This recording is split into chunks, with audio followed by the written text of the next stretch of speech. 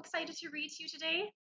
You'll have to let me know your names in the comments below, and if you have any questions, I would love to hear from you. Why don't we give it like 2 minutes until we start reading, just so that we can let all of our friends come join us. I'm very excited to read this story to you, though. It's called Belle Takes Charge. So it's about me and the beast, of course. So I'll be able to read that to you all. Very excited. This is what the little cover looks like. This is a wonderful storybook I found with all sorts of stories from all of my friends. There's Ariel, Merida, Tiana, Rapunzel on the front there. I love to hang out with all of my friends and we love to read together. I mean, I think I like reading the most, but do any of you like reading? Oh, hi Danica. It's so lovely to have you here. I'm very excited to read with you. Are you excited as well? Let me know if you have any questions for sure, or anything you'd like me to do or sing or talk about. I would love to. You know, sometimes it's hard with these gloves to move the pages. We'll do the best we can, won't we? Okay, why don't we get started? Okay, so Belle takes charge. I never tired of the Beast's marvelous library. It was my favorite room in the whole castle. I knew that I could find any book my heart desired there. Reaching the books could be a bit tricky, though. The shelves rose all the way to the ceiling. Even with the library ladder, I still couldn't reach the higher shelves. One day, the Beast saw me struggling and offered to get me a book that I wanted. Oh, thank you, I exclaimed. Is that a large history book? Could you reach it for me? The Beast climbed up. He had almost reached the book when suddenly he heard a sharp crack. I wonder what that was. And here's a picture of me, the Beast, and Chip all in the library on the ladder there.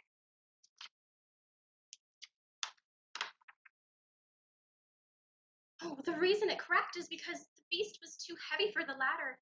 It broke apart. Thump! He landed on the floor. Are you all right? I asked him as I knelt by his side. The Beast grumbled.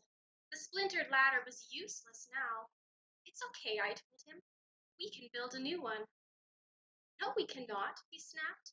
He knew his hands were too big and clumsy to handle most tools. Just leave it, he muttered, storming off. He wasn't very happy about this, but I wanted to help. I wasn't used to leaving things broken. My father was an inventor, and I was sure I could figure out a way to build a new ladder.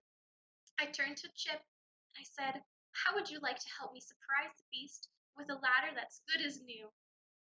The teacup grinned. I'd like that a lot. Where do we start? Right here, I winked. I pulled out a big book about woodworking off of a shelf. With so many books, I bet we can learn to fix a lot of things. You know, books are very good for education. They can be good for fantasy because you can read about like far off places during sword fights, magic spells, a prince in disguise. That's my favorite book. What are your favorite books? You should let me know in the comments. But according to this woodworking book, Chip and I needed lumber, a saw, a hammer, and some nails to build a ladder. Luckily, there was plenty of wood and a box full of tools in the barn. I changed into a work dress, and with Chip's help, I measured and sawed and nailed until I had built a ladder that was even sturdier and taller than the last one. I was sure the Beast would be excited about it. I said, just wait until the Beast sees this. You made that? The Beast asked me, and he showed everyone the ladder. He was surprised, but he still seemed a little bit grumpy. C'est magnifique, exclaimed the candelabra Lemire. Yes, it's excellent craftsmanship, Cogsworth, the mantel clock, declared. Mrs. Potts, the teapot, Chip's mother, hopped forward. I don't suppose you know how to fix a leaky faucet, too, she asked me. The one in the kitchen has a terrible drip. Here's a little picture.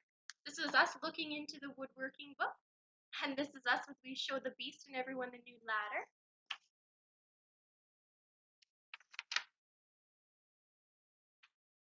And then Lemire said, oh, but yes, there is also a fireplace.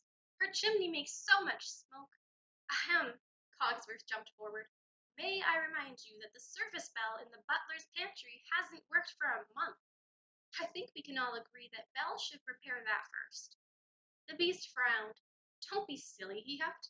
She's not a blacksmith or a plumber or a chimney sweep. I smiled and led my friends back to the library. I have a feeling that with the right book, we can fix anything, I said. To Cogsworth's delight, I went to the pantry first. The clock watched eagerly as I examined the broken bell on the wall, a cord that ran up to the beast's room and was attached to it. If he needed something, he could ring. But the bell seemed to be stuck. I found a home repair book that had a section on fixing hinges, and I read the instructions. Why, it just needs to be oiled, I said. I poured a few drops of oil on the bell, and then I gave it a tap. Ding-a-ling! The bell rang. Cogsworth jumped up and down. He was super excited. Fantastic, he exclaimed. It's good as new. I loved being able to help fix things. Next came the chimney. According to the book that I found, the smokestack needed to be swept clean, but that meant climbing out onto the roof. Be careful, Belle, Lemire called out to me.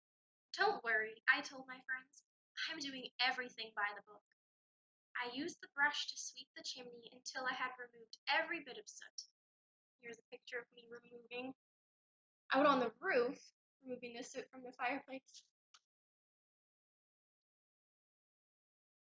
Once the chimney was clean, I went to fix the leaky faucet. I opened the repair book to the chapter on plumbing. It says we should tighten the pipe with a wrench, I explained. I twisted the wrench as hard as I could, but the joint wouldn't budge. I sighed. Suddenly, the beast spoke up. Maybe I should try. Of course, I smiled gratefully.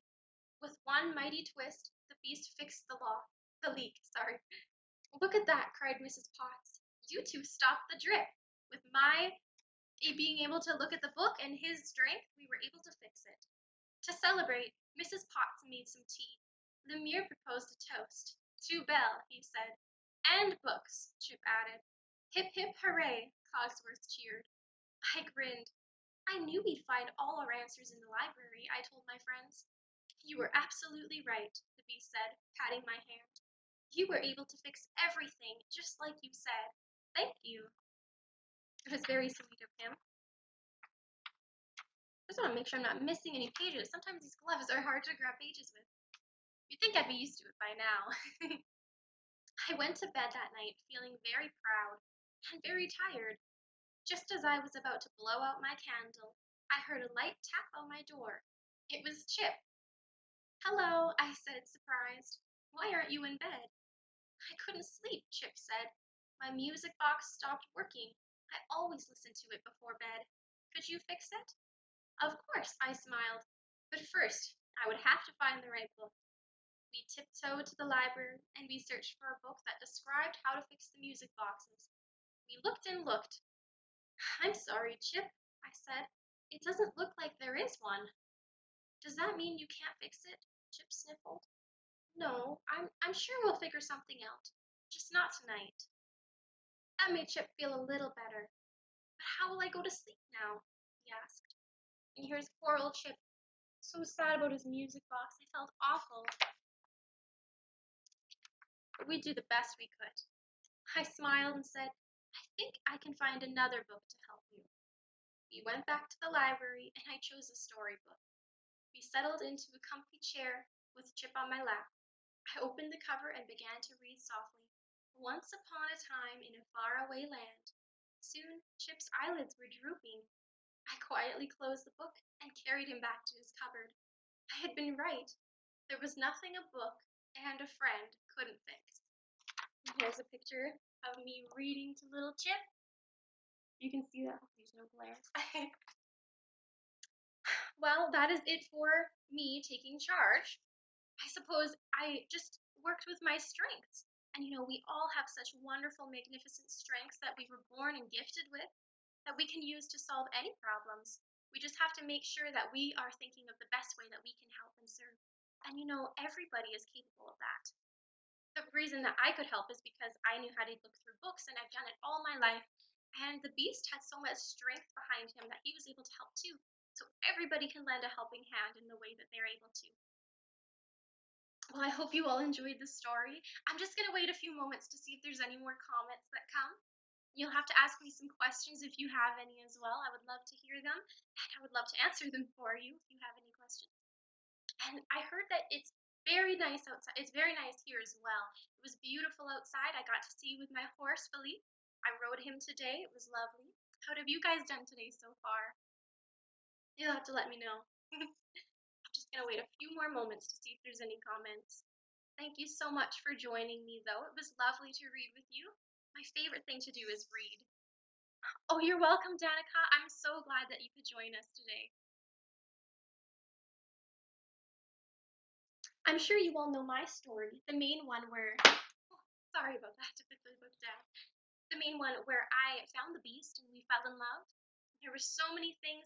I was intimidated by his strength at first because I didn't know if he could hurt me. I wasn't sure. Oh, Danica, you played at the park today? Oh, that's wonderful. I'm so glad that you got to do that. It's so much fun to play at a park. Chip has always wanted to. He's can't really go on anything, but he's slid down the slide before. That's his favorite part of the park. I hope you had a fun time. Well, when I first met the beast, I was intimidated by his strength, and he was much bigger than I. But then eventually, I started to learn that there's something sweet and almost kind. But he was mean and he was coarse and unrefined.